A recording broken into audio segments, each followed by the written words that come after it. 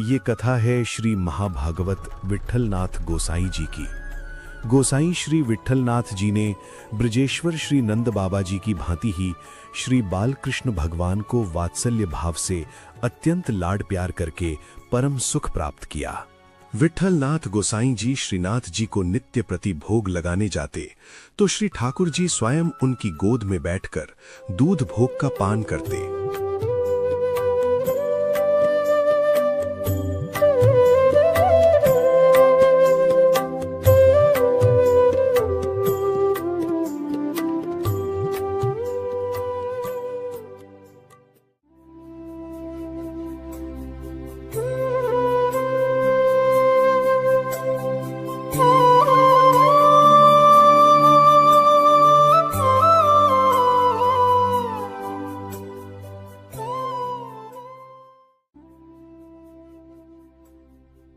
लो लालजी, दूध P low.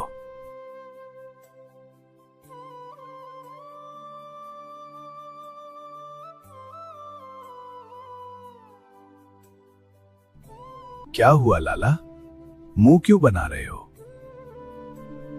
दूध में इतनी मिश्री है कि मुझे पिया नहीं जा रहा है। मेरा तो मुंह ही चिपक गया। इतना मीठा है, यह मुझे नहीं पिया जाता। लाला देख, जो तेरा थोड़ा सा पेट निकल आया है ना, वो पिचक जाएगा। थोड़ा सा दूध पी ले, अगली बार से ध्यान रखूंगा।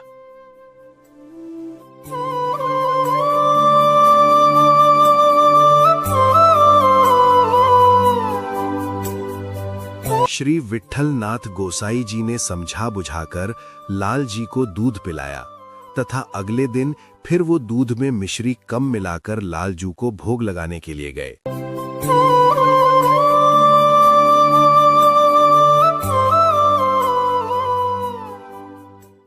लाला देख, अब मैंने दूध में कम मिश्री मिलाई है। अब तू जल्दी से दुग्ध पान कर ले।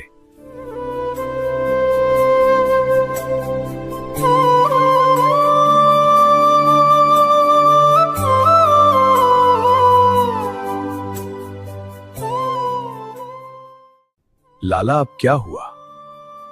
अब तो तेरी इच्छा का दूध बनाया है मैंने, अब क्यों मुंह बना रहा है? दूध में इतनी कम मिश्री है। दूध बहुत फीका है। भला इतना फीका दूध कोई पी सकता है? लाला देख, तेरे हाथ कितने मोटे मोटे हो गए हैं। पता है, अगर तू दूध नहीं पिएगा तो ये पिचक जाएंगे। इसीलिए लाला जल्दी से दूध पियो। मैं कल से पक्का ध्यान रखूंगा। श्री गोसाई जी की विशेष विनती करने के पश्चात लालजू ने थोड़ा सा दूध पिया। अगले दिन गोसाई जी जब दूध ले गए तो उन्होंने मिश्री अलग रख दी और दूध अलग रख दिया।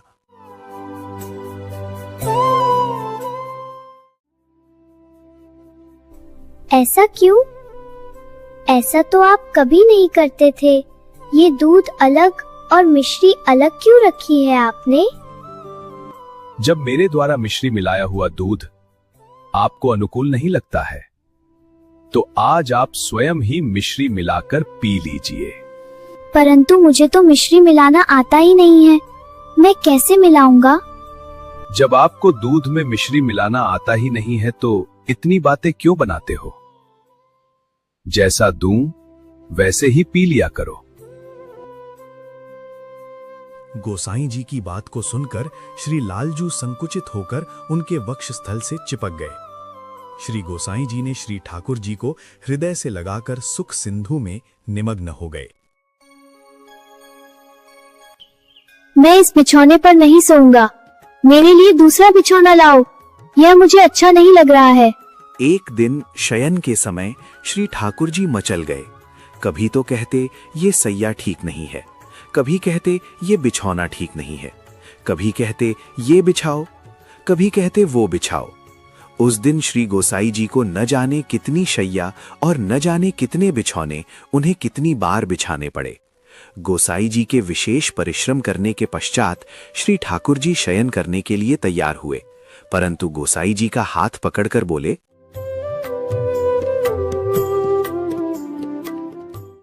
आप भी इसी शैया पर मेरे साथ शयन कीजिए ना। ऐसा क्यों? आपकी गोदी में शयन करता हूँ तो मुझे निद्रा बहुत सुंदर आती है। मुझे अकेलेपन में नींद नहीं आती है। आप मेरे साथ ही सो जाइए ना, मुझे बहुत सुख मिलता है तथा मैं सुखपूर्वक सो भी जाऊंगा। इस प्रकार श्री ठाकुर जी विट्ठलनाथ गोसाई जी की छाती से चिपक कर सोए। कृष्णा कृष्णा ओ मेरी प्यारी कृष्णा कृष्णा, कृष्णा कृष्णा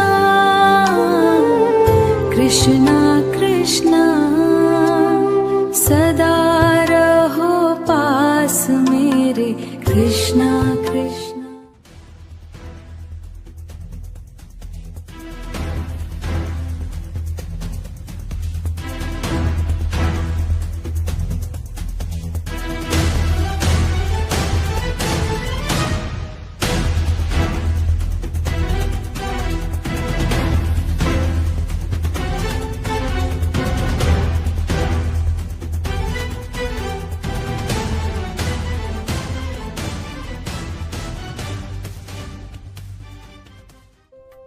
क्या हुआ लाला, तुम इतना भयभीत क्यों हो रहे हो? वहाँ वो बंदर है ना, वो मुझे देखकर खौ खौ कर रहा है। मुझे उससे बहुत भय लग रहा है। आप उसे भगा कर आओ ना। ठीक है लाला, तुम तनिक रुको, मैं उसे भगा कर आता हूँ। गोसाई जी जाकर उस बंदर को भगा देते हैं और मन ही मन में कुछ विचार करने लगते हैं। ये एक छोटे से बंदर को देखकर इतना भय कर रहे हैं, तो भला त्रेता युग में इन्होंने पर्वतराकार वानर भालुओं को साथ में लेकर महाभयानक रावण आदि राक्षसों से संग्राम कैसे किया होगा। देखो गोसाई जी, आप या तो मुझे माधुर्यमय वात्सल्य प्रेम ही कीजिए या ऐश्वर्य भाव ही रखिए। एक म्यान में दो तलवारें नहीं रह सकती, क्योंकि आप इधर तो मुझे बालक मानते हैं और उधर आप मुझसे ऐश्वर्य भी देखना चाहते हैं। ठाकुर जी की बात सुनकर गोसाई जी मन ही मन हर्षित होकर अपने आप को धन्य मानकर अत्यंत प्रसन्न हुए। श्री गोसाई जी के वात्सल्य भाव को श्री ठाकुर जी ने तो स्वीकार किया ही था, सर्वेश्वरी श्री राधिका जी ने भी गोसाई जी के भाव को स्वीकार किया।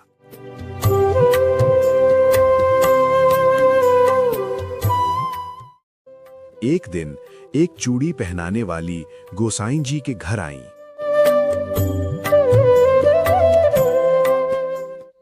घर में जाकर मेरी सभी बधुओं को चूड़ी पहना दो तथा चूड़ी पहनाने के बाद पैसा मुझसे ले लेना। ठीक है गोसाई जी।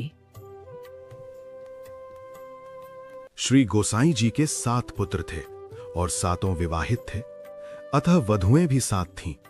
परंतु श्री गोसाई जी ने ये चूड़ी बाली से ये नहीं कहा था कि केवल 7 वधुओं को ही चूड़ियां पहनाई जाएं। उन्होंने तो ये कहा था कि सभी वधुओं को चूड़ियां पहनाई जाएं। इस प्रकार श्री राधिका जी को भी चूड़ियां पहनने का अवसर मिल गया, क्योंकि श्री ठाकुर जी में श्री गोसाई जी वात्सल्य भाव से व्यवहार रखते थे। इस दृष्टि से श्री राधिका जी भी उनकी पुत्रवधू ही हुई, और जब सब ने चूड़ी पहन ली तो श्री राधा जी भी चूड़ी पहनने आईं।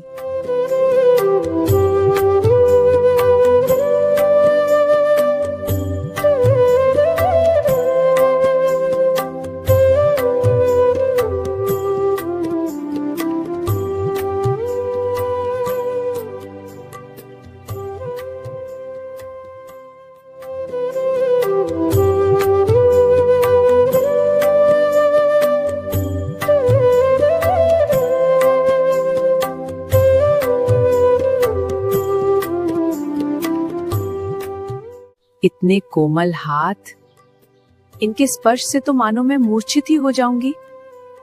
इनके कर कमल कितने कोमल है, समझ ही नहीं आ रहा कि इतने सुंदर सुकोमल हाथों में कौन सी एवं किस प्रकार की चूड़ी पहनाऊं।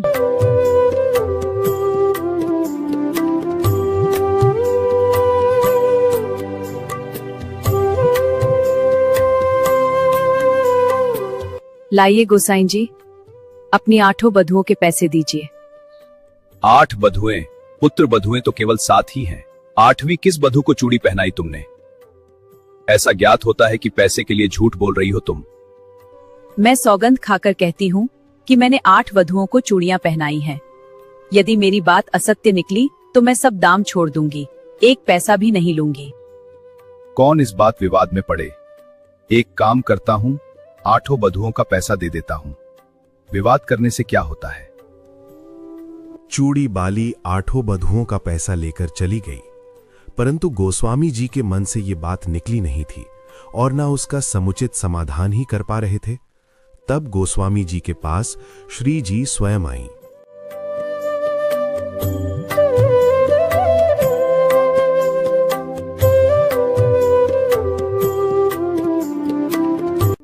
उस चूड़ी वाली ने मुझे भी चूड़ियां पहनाई है।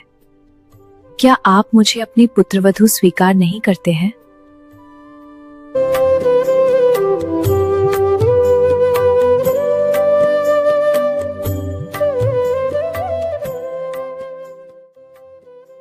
और अगर आप स्वीकारते हैं तो 8 का दाम देने में दुख क्यों करते हो? आपने ही तो कहा था उससे कि सब बधुओं को चूड़ी पहना दो, तभी तो मैं भी पहनने का साहस कर सकी थी। अगर आप कहते कि मेरी 7 बहू को चूड़ियां पहना दो तो मैं कभी ना आती, किंतु आपने तो कहा था मेरी सभी बहू को चूड़ी पहनाओ। श्री जी मुझे क्षमा कर दो, मैं समझ नहीं पाया, मुझसे बहुत बड़ी भूल हो गई। श्री जी के इन वचनों को सुनकर श्री गोसाई जी भाव विभोर हो परमानंद सिंधु में निमग्न हो गए। ऐसे ही गोसाई जी के अनेक चरित्र हैं जिससे उनके वात्सल्य भाव से भावित होकर श्री ठाकुर जी ने उनको अपार सुख प्रदान किया है।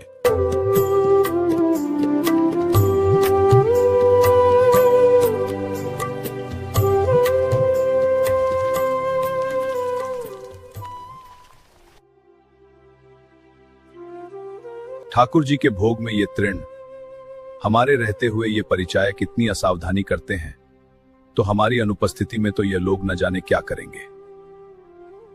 अब आप लोग ही श्री ठाकुर जी की सेवा, पूजा एवं मंदिर का कार्य संभालिए, मैं तो अब संन्यास ले लूंगा।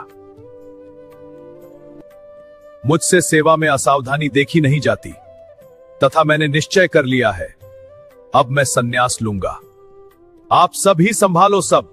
हम आपसे क्षमा मांगते हैं गोसाई जी, भविष्य में ऐसी त्रुटि कभी नहीं होगी, इसके लिए हम शपथ पूर्वक प्रतिज्ञा भी करते हैं। हमें क्षमा कर दो। अगर गोसाई जी आप हमें छोड़कर चले गए तो हमारा क्या होगा? आप क्रोध न करिए गोसाई जी, आप हमें छोड़कर न जाइए। मैं अपने निश्चय से विचलित नहीं होने वाला हूं। अब मैं श्रीनाथ जी से आज्ञा लेने जा रहा हूं और फिर यहां से चला जाऊंगा।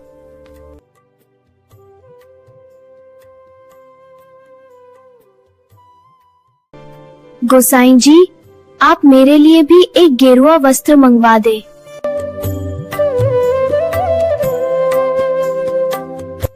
आपके लिए तो एक से एक बढ़िया पोशाकें रखी हैं, फिर आप गेरुआ वस्त्र धारण करने की क्यों इच्छा कर रहे हैं? जब आप संन्यास ले लेंगे तो मैं भी संन्यास ले लूंगा। मैं आपको छोड़कर यहाँ नहीं रह सकता, मैं भी आपके साथ चलूंगा। किंतु लाला, मुझे आपकी सेवा में त्रुटि सहन नहीं की जाती है, अतः मैं तो इस दुख के कारण ही संन्यास ले रहा हूं। जब मैं दुख नहीं मान रहा हूँ तो आप क्यों दुखी हो रहे हैं? आपसे तो मैं सदा ही प्रसन्न हूँ एवं प्रसन्न ही रहूंगा। श्री ठाकुर जी के कहने के बाद श्री विट्ठलनाथ जी ने संन्यास लेने का निश्चय छोड़ा। ऐसी अपूर्व निष्ठा थी श्री विट्ठलनाथ गोसाई जी की श्री भगवत सेवा में। श्री विट्ठलनाथ गोसाई जी पंडा पुजारी के ऊपर भगवान की सेवा नहीं छोड़ते थे, स्वयं समस्त सेवाएं बड़ी तत्परता के साथ करते थे। आपकी सेवा में ऐसी लगन थी कि आप विराजते तो थे श्री गोकुल में, परंतु नित्य प्रति श्रीनाथ जी की सेवा करने हेतु घोड़े पर चढ़कर श्री यतिपुरा गोवर्धन आते थे। किसी कारणवश यदि आने में कुछ विलंब हुआ तो अन्य सेवाएं चाहे कोई दूसरा पुजारी कर ले, परंतु श्री ठाकुर जी की आरती तो स्वयं ही आकर करते थे। श्री वल्लभ कुल में आज भी ये नियम चला आ रहा है कि श्री ठाकुर जी की आरती सेवा श्री गोसाई जी के वंशज ही करते हैं।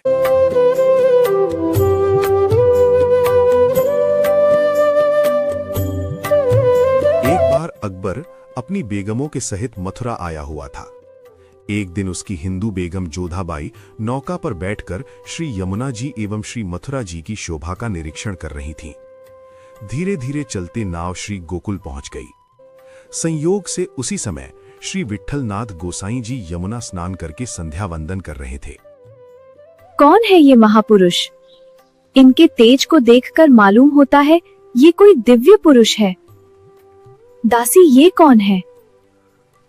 जोधाबाई जी, ये महापुरुष श्री विट्ठलनाथ गोसाई जी हैं, जो श्रीनाथ जी की सेवा में लगे रहते हैं तथा प्रभु स्वयं इनको दर्शन देते हैं। तब तो इनसे मिलना चाहिए। नाव को किनारे में लगवाओ, मैं इन महापुरुष से मिलना चाहती हूँ। प्रणाम महाराज।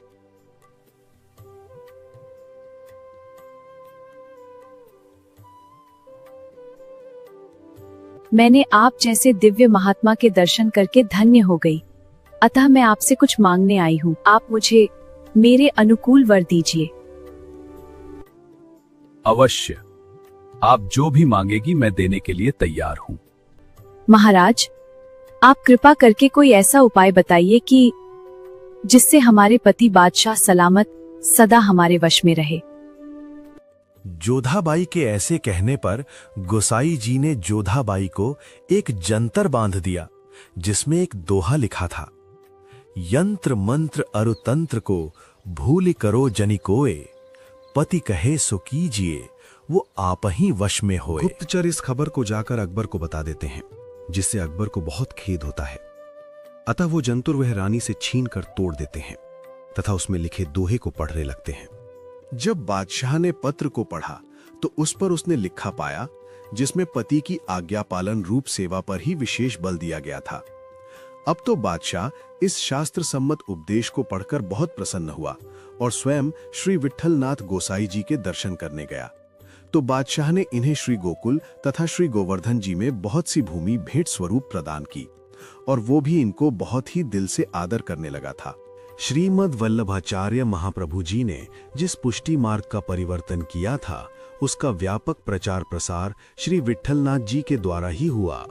गोसाई जी ने वैष्णवता का प्रचार करते हुए बहुत से ग्रंथों की रचना की एवं वैष्णवों को अपने साथ में लेकर संपूर्ण भारत का भ्रमण किया तथा भक्ति जगत में साहित्य संगीत का प्रचार करके इन्होंने 8 महाकवियों का एक मंडल स्थापित किया था, जिसे अष्टछाप कहते हैं।